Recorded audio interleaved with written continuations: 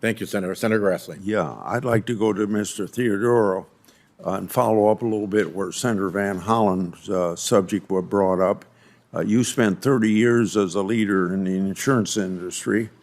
However, you're now an outside analyst with no financial ties to the industry, I understand. Could you explain how the insurance industry is designed to withstand hits and manage risk and has done so consistently? Should we be worried that the sky is falling on top of the insurance and reinsurance industries because of climate change? Thank you, Senator Grassley, for the question, which is actually two questions. Is the insurance industry designed to take big hits, and should we be worried that the sky is falling? If I can address the second one first, is if we put it in context, the stresses on the insurance industry, historical context, there have been crises and problems that the insurance industry has faced before. Just go back to the pandemic a few years ago. Early in the pandemic, there were voices saying that workers' compensation losses would be so great because of essential workers contracting the virus, going to emergency rooms and dying, that it would be too big a loss on the insurance companies for workers' compensation. That did not happen. Workers' compensation insurance did quite well, and rates have come down in most states. Dial back a few more years to the subprime mortgage crisis.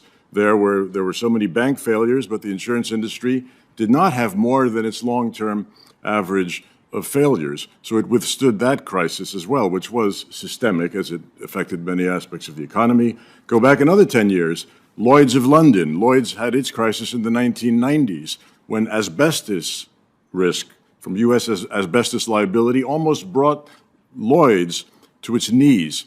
But it went to work with reconstruction and renewal, reformation. They fixed their underwriting practices, and now Lloyd's is a strong player. 10 years before that, in the 1980s, the great liability crisis, when lawsuits were going up for medical malpractice, products liability, and there was voices there saying that this is going to destroy the industry, but it did not. So it's withstood many crises before. It's a durable industry. We look at companies that have been around for 200 years.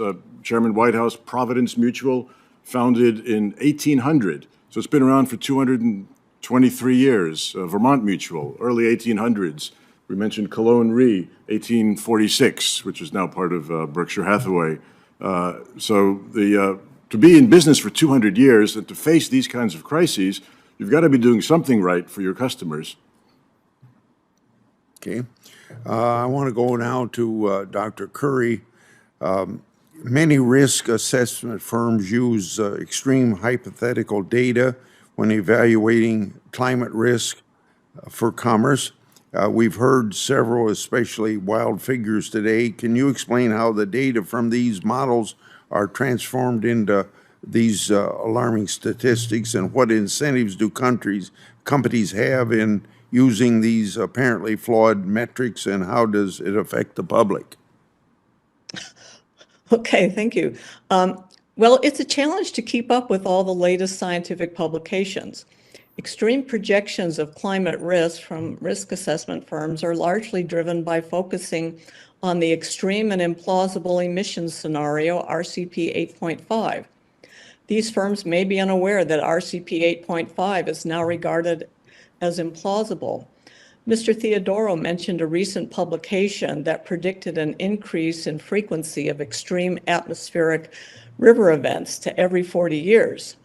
However, the climate model simulations used in this paper was driven by the extreme implausible emissions scenario, RCP 8.5.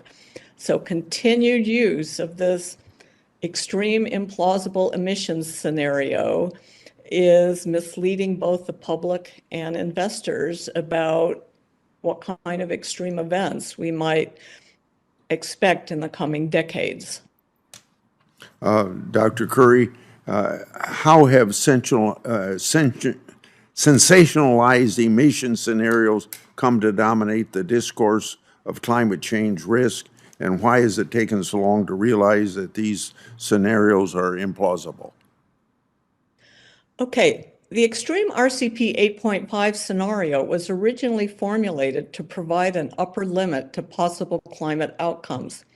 RCP 8.5 has been misleadingly referred to as a business as usual scenario, which it is not.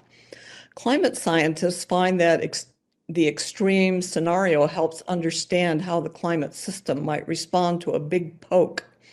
Scientists working on climate impacts prefer the extreme scenario since it gives the most dramatic results. Such research receives a lot of media attention and supports a political agenda of urgently reducing emissions.